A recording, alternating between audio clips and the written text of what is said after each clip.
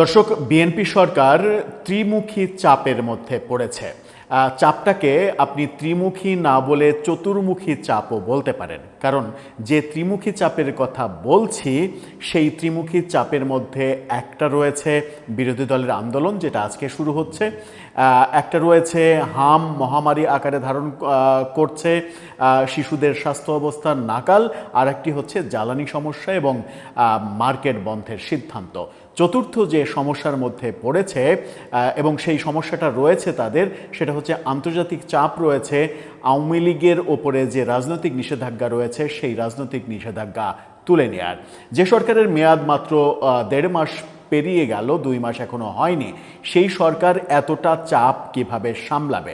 বিশেষ করে আজকে থেকে যে আন্দোলন শুরু হচ্ছে, একদিকে যখন বিরোধী দল জামাত এবং এনসিপি সহ 11 দলের আন্দোলন শুরু হচ্ছে, অন্যদিকে আওয়ামী লীগকে ফেরানোর চাপ, সাথে জ্বালানি সংকট মোকাবেলা, শিশুদের টিকার ভয়াবহ অবস্থা যেটা করে গেছে প্রফেসর ইউনূস সরকার, সব মিলিয়ে তালগোল পাকিয়ে ফেলার মতো অবস্থা তৈরি হতে পারে নতুন সরকারের জন্য। চলুন একটু আলোচনা করে বোঝার চেষ্টা করি যে এই চতুর্মুখী চাপ যেগুলো আছে সেগুলোর অবস্থা কি, এবং এগুলো সামলাতে বিএনপি কতটা হিমশিম খাবে কিংবা কতটা সাকসেসফুলি তারা এগুলো সামলাতে পারবে। সেই আলোচনাই করবো এই ভিডিওতে। থাকবেন পলিটিক্স টিভির নিয়মিত আয়োজনে।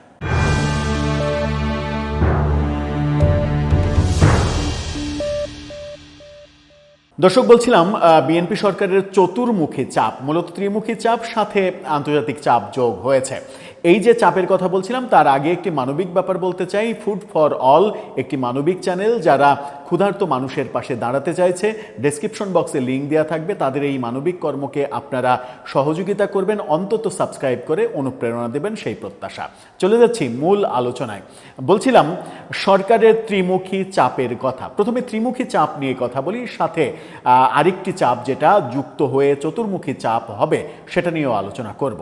ত্রিমুখী চাপের মধ্যে সব থেকে বড় চাপ এই মুহূর্তে আজকে থেকে শুরু হতে যাওয়া বিরোধী দলের আন্দোলন। বিরোধী দল আরও 2-3 দিন আগেই ঘোষণা দিয়েছে যে শনিবারে তারা আন্দোলন শুরু করবে। আন্দোলনটা কি? সরকার এরই মাঝে প্রফেসর ইউনূসের মেটিকুলাস যে অধ্যাদেশ জারি করা, সেই অধ্যাদেশগুলোর মধ্যে 133 অধ্যাদেশের মধ্যে মাত্র 98টি অধ্যাদেশ সংসদে উপস্থাপন করেছে, বাকি 35টি অধ্যাদেশের ভাগ্য ঝুলে আছে। ধারণা করা হচ্ছে অন্তত 20টি অধ্যাদেশ বাতিল হয়ে যাচ্ছে, যার মধ্যে গণভোট অধ্যাদেশ রয়েছে, সাংবিধানিক পরিষদ গঠনের ব্যাপার রয়েছে। এগুলো বিএনপি সরকার পাশ করবে না, এগুলোর বৈধতা দেবে না, যেহেতু এগুলো সংবিধান বিরোধী। গতকালকে জামাতের আমির ইন্টারেস্টিংলি যেটা বলেছেন সেটা হচ্ছে যে সংবিধানের চেয়েও নাকি গণভোট বেশি সুপ্রিম, অর্থাৎ তার দৃষ্টিতে বাংলাদেশের সংবিধান গুরুত্বপূর্ণ না, গণভোট সংবিধানের চাইতে অনেক বেশি গুরুত্বপূর্ণ। অবশ্য তার ব্যাখ্যা তার কাছে। কদিন আগে আন্দালিব রহমান পার্থ বলেছিলেন, গতকালকে চিফ হুইপ বলেছেন, সেটা হচ্ছে যে তারা সংবিধান ছুঁড়ে ফেলতে চায়, 72-এর সংবিধান ছুঁড়ে ফেলতে চায়, কারণ 71-এর পরাজয়ের গ্লানি এই সংবিধানের মধ্যে রয়ে গেছে। সেটা বিতর্কের ব্যাপার, সেই ব্যাপারে যেতে চায় না। কিন্তু আজকে থেকে তারা যে আন্দোলন শুরু করছে, 11 দল যে আন্দোলন শুরু করছে, আজকে বাইতুল মোকাররমে সম্ভবত জোহরের নামাজের পরে এই আন্দোলনের ব্যাপার তারা শুরু করতে চলেছে। এই আন্দোলনটাকে বিএনপি কিভাবে মোকাবেলা করবে? আজকের আন্দোলন একটা সমাবেশের মধ্য দিয়েই হয়তো শেষ হবে, কিন্তু এই আন্দোলনটাকে যদি বিরোধী দল 11 দল সামনে এগিয়ে নিতে চায়, নানাভাবে যদি সরকারের ওপরে চাপ তৈরি করতে চায়, যে ঘোষণাটা তারা দিয়ে দিয়েছে, সংসদে না হলে রাজপথে মোকাবেলা করবে, তারা রাজপথে গণভোটের রায় বাস্তবায়ন করবে, এই ঘোষণা যেটা দিয়েছে সেই ঘোষণা বাস্তবায়নের জন্য যদি কঠিনতর কোনো সিদ্ধান্তের দিকে যায়, সেটাকে বিএনপি সরকার কিভাবে মোকাবেলা করবে সেটা একটা বড় বিষয়। এই ক্ষেত্রে বিএনপির উপরে একটা বড় চাপ, যখন বিএনপি সরকারের বয়স মাত্র 2 মাসও হয়নি, এরকম একটা নতুন সরকারের উপরে বিরোধী দল যদি রাজপথের আন্দোলন শুরু করে, তাহলে সেই সরকারের জন্য সেটা বিব্রতকর পরিস্থিতি হয়। সাথে রয়েছে সরকারের জন্য বৈশ্বিক যে সমস্যা, সেটা হচ্ছে জ্বালানি সমস্যা। জ্বালানি সমস্যা মোকাবেলা করতে সরকার হিমশিম খাচ্ছে এবং এক ধরনের হঠকারী সিদ্ধান্তও নেওয়া হয়েছে। সন্ধ্যা 6টায় মার্কেট বন্ধ করে দেওয়ার যে সিদ্ধান্ত, সেই সিদ্ধান্তকে কেউই মেনে নিচ্ছেন না। ব্যবসায়ীরা এরই মাঝে প্রত্যাখ্যান করেছেন। ব্যবসায়ীরা, আমরা এর আগের ভিডিওতে আমাদের থেকে যে প্রস্তাবটা দিয়েছিলাম যে সকালে একটু দেরি করে মার্কেট খুলে পরবর্তীতে রাতের দিকে একটু দেরি করে মার্কেট বন্ধ করার ব্যাপার যদি থাকে, কারণ সকালে হোক, দুপুরে হোক, বিকেলে হোক, রাতে হোক, বিদ্যুৎ কিন্তু মার্কেটে অল টাইম লাগে।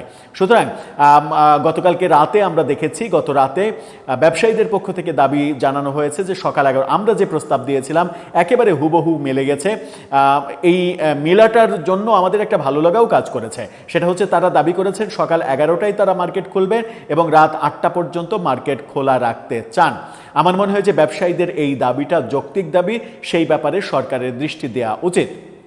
কারণ সন্ধ্যা 6টায় মার্কেট বন্ধ করা এটা মানে জরুরি অবস্থার চাইতেও জরুরি অবস্থা জারি করা, তার চাইতে লকডাউন দেয়া আমার মনে হয় অনেক ভালো। কারণ এক মাস যদি লকডাউনও থাকে, মানুষ যদি এক মাস ঘরে থাকে, সেই এক মাসে জ্বালানির মজুদ বাড়িয়ে নিতে পারবে সরকার এবং সম্ভাব্য যে বিপদ, সেই বিপদ থেকে উদ্ধার পাওয়া সম্ভব হবে। সুতরাং এই ব্যাপারটা সরকার কিভাবে মোকাবেলা করবে সেটা সরকারই বুঝবে। এরই মাঝে সরকার সিদ্ধান্ত নিয়েছে আগামী 3 মাস তারা কোনো গাড়ি কিনবে না, তারা কোনো মানে কম্পিউটার কিনবে না, আগামী 3 মাস সরকারি কর্মকর্তাদের কোনো ধরনের বিদেশ সফর হবে না। অর্থাৎ ব্যয় সংকোচন, জ্বালানি সেভ, 30% জ্বালানি সেভ, মন্ত্রী প্রতিমন্ত্রীরা প্রয়োজনের চাইতে 30% কম জ্বালানি নেবেন, এরকম ঘোষণা দেওয়া হয়েছে। কিন্তু আবার অন্যদিকে জ্বালানি মন্ত্রী একের পর এক বলেই যাচ্ছেন, গতকাল কেউ বলেছেন জ্বালানি কোনো সংকট নেই। সংকটই যদি না থাকে তাহলে সন্ধ্যা 6টায় আপনি মার্কেট বন্ধ করছেন কেন? এই যে স্ববিরোধী অবস্থা, এই স্ববিরোধী অবস্থায় না থেকে আমার মনে হয় যে পরিষ্কার খোলাসা করে বলা উচিত, যেহেতু এটা বৈশ্বিক সমস্যা, সরকারের বলা উচিত যে এই সংকট এই কারণে এই হচ্ছে এবং এই কারণে আমরা 1 মাস লকডাউন দিয়ে দিচ্ছি। জনগণ অবশ্যই সেটাকে স্বতঃস্ফূর্তভাবে মেনে নেবে। আরেকটা বড় সমস্যা বিএনপির জন্য গোদের ওপরে বিষ ফোড়া হয়েছে, সেটা হচ্ছে মেটিকুলাস প্রফেসর ইউনুসের টিকা না দিয়ে শিশুদেরকে মৃত্যুর দিকে ঠেলে দেওয়ার পরিণতি ভোগ করতে হচ্ছে বিএনপি সরকারকে। হাম মহামারী আকারে চলে গেছে এবং এই হামের ব্যাপারে অনেক তথ্য বেরিয়ে আসছে। প্রফেসর ইউনুসের সরকার কিভাবে টিকা আমদানি বন্ধ করে দিয়েছিল, টিকা কেনা বন্ধ করে দিয়েছিল, সেই প্রমাণগুলো বাইরে চলে আসছে। এই ত্রিমুখী চাপ সামলাতে সরকার যখন একেবারে এক ধরনের ব্যতিব্যস্ত অবস্থা, তখন তাদের উপরে অদৃশ্য আর একটা চাপ রয়েছে। সেই চাপটা হচ্ছে আওয়ামী লীগকে রাজনীতিতে ফেরানোর চাপ। এই চাপটা ভারত থেকে রয়েছে, আমেরিকা থেকে রয়েছে। ভারত সফরে যাচ্ছেন 7 তারিখে আমাদের পররাষ্ট্রমন্ত্রী যখন ভারত সফরে যাচ্ছেন, সেখানে জয়শঙ্কর এবং অজিত দোভালের সঙ্গে তার মিটিং হবে। সেখানে বাংলাদেশ ভারত সম্পর্ক এটা আলোচনা তো হবেই, অনেক বড় একটা এজেন্ডা রয়েছে আওয়ামী লীগের রাজনীতিতে ফেরা না ফেরা এই ইস্যুটা। আমেরিকায় এরই মাঝে পররাষ্ট্রমন্ত্রী এবং প্রধানমন্ত্রী শ্রী জোবায়দা রহমান, তারা দুজন আমেরিকা সফর করেছেন। কিছু কিছু গণমাধ্যম দাবি করছে, বিশেষ করে গতকালকে আমরা দেখেছি ভারতীয় গণমাধ্যম নর্থ ইস্ট নিউজ, তারা দাবি করেছে যে ডক্টর খলিল এবং জোবায়দা রহমান আমেরিকার লবিংটা ঠিক করছে যেন তারেক রহমানের সঙ্গে এর আগে যে কথিত সম্পর্কের অবনতি কিংবা তারেক রহমান সম্পর্কে নেগেটিভ মাইন্ডসেট আমেরিকার ছিল, সেগুলোকে ওভারকাম করে তারেক রহমান যেন আমেরিকার সঙ্গে ভালো সম্পর্ক তৈরি করতে পারেন এবং আমেরিকা সফরে যেতে পারেন, সেই ব্যাপারগুলো করছেন। তার মানে আন্তর্জাতিক চাপ, একটা বড় চাপ রয়েছে সরকারের উপরে। সরকার যদি আগামী 12 এপ্রিলের মধ্যে মানে প্রফেসর ইউনুসের যে আইন কানুন, কালা কানুন, সেগুলো যদি সংসদে গ্রহণ না করে, অনেকগুলো তো গ্রহণ করবে না, 12 তারিখের মধ্যে অটোমেটিকলি আওয়ামী লীগের উপরে নিষেধাজ্ঞা যদি উঠে না যায়, তাহলে কিন্তু সরকারের উপরে নতুন চাপ তৈরি হবে ভারত এবং আমেরিকা থেকে। জাতিসংঘের চাপ রয়েছে, জাতিসংঘের চাপের পাশাপাশি আন্তর্জাতিক সংস্থাগুলোর চাপ রয়েছে। এরই মাঝে লন্ডনের একটা ল ফার্ম আন্তর্জাতিক অপরাধ ট্রাইব্যুনালে লিগ্যাল নোটিশ পাঠিয়েছে, 14 দিনের আলটিমেটাম দিয়েছেন তারা শেখ হাসিনার যে রায়, সেই রায় বাতিল করে আন্তর্জাতিকভাবে গ্রহণযোগ্য উপায়ে বিচারের ব্যবস্থা করার। সব মিলিয়ে সরকারের উপরে ওই চাপটা কিন্তু একটা বড় চাপ রয়েছে। নিশ্চিত করেই ডক্টর খলিলের ভারত সফরে এই ব্যাপারটা আরও বেশি আলোচিত হবে এবং প্রাধান্য পাবে। 7 তারিখে তিনি ভারত সফর শুরু করবেন, এরপরে 12 তারিখ পর্যন্ত যে সময়, সংসদের যে সময়, তারপরে অটোমেটিকলি যদি আওয়ামী লীগের উপরে নিষেধাজ্ঞা, মানে রাজনীতি করতে দেয়া, শেখ হাসিনা ফেরা না ফেরা সেটা অনেক পরের বিষয়।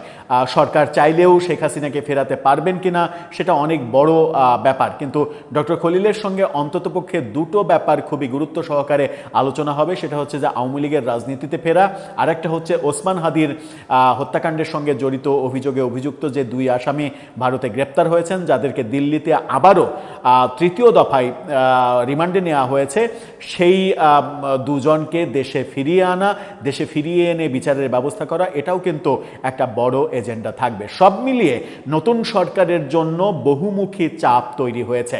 আমরা যে ত্রিমুখী চাপের কথা বলছি, সেই ত্রিমুখী চাপের সঙ্গে আন্তর্জাতিক চাপ রয়েছে, যেটা ইনক্লুসিভ রাজনীতি এবং গণতন্ত্রে কোনো নির্বাহী আদেশে কোনো রাজনৈতিক দলকে নিষিদ্ধ করার যে প্রবণতা, সেটা গণতন্ত্রের সৌন্দর্য নয়। গণতন্ত্র যে দেশে রয়েছে সেরকম কর্মকাণ্ড সেই দেশে থাকতে পারে না। যেটা মেটিকুলাস ডিজাইনে জোর করে প্রফেসর ইউনূস প্রতিষ্ঠিত করার চেষ্টা করেছিলেন, সেখান থেকে বিএনপিকে সরে আসার তাগিদ আন্তর্জাতিক মহল থেকে বারবার দেয়া হচ্ছে। এখন দেখার বিষয় যে এই বহুমুখী চাপ, চতুর্মুখী চাপ, ত্রিমুখী চাপের সঙ্গে আরেকটি চাপ আওয়ামী লীগ ইস্যুর চাপ, বিচার, আওয়ামী লীগের নেতাকর্মীদের বিচার ইস্যুর চাপ, আন্তর্জাতিক মানবাধিকার সংস্থাগুলোর চাপ, এই চাপগুলো কিভাবে মোকাবেলা করে বিএনপি সরকার। আজকে থেকে বিরোধী দল যে আন্দোলনে নামছে, সেই আন্দোলনে কি সরকার এতটুকু কাতর হবে, কিংবা সেই আন্দোলনে কি এতটুকু তাদের মাথা ব্যথা তৈরি হবে, যেখানে সরকার ওই গণভোটের অধ্যাদেশ বাতিলের সিদ্ধান্ত থেকে আবার গ্রহণের সিদ্ধান্তে চলে আসবে? দর্শক, আপনার কাছে কি মনে হয়? আপনার মতামত জানিয়ে লিখতে পারেন আমাদের কমেন্ট বক্সে।